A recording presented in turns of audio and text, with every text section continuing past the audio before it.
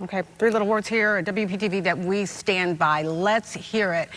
And did I, from a mom who feels stuck. Latoya right there. She reached out to me even before she came out to our viewer meetup. Let's hear it in Vero Beach last month.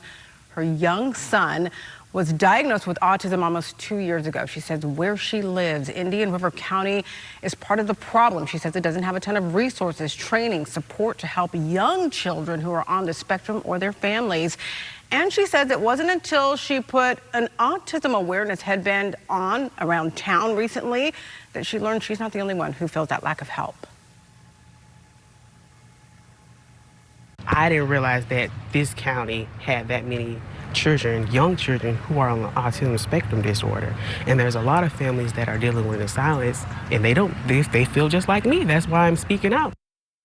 So I want to show you here. This is actually an interactive map that Stanford University put together a couple years ago to where families with somebody on the spectrum can share what resource centers are out there, the ones they use. Right here, Vero Beach area, there's one dot there. There's some a little bit lower in Port St. Lucie, the Stewart area, but not a lot of resources overall. So what are families to do if they live in those remote outerlying areas? Well, we talked to Autism Speaks, a national organization.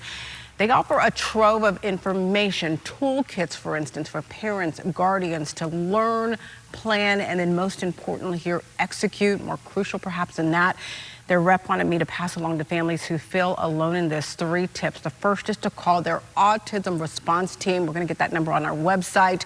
These are pros. They can connect you to specialized help that you may not know about, and then walk you through that next step, which is creating and steering an intervention plan for your child. And finally, the third piece of advice is creating your own support and advocacy group. Learn too, there's so much being offered. You don't have to feel stuck because there's a lot of online sessions right now, for instance, on Zoom these days, to eliminate one of the barriers a lot of these families in those remote areas face.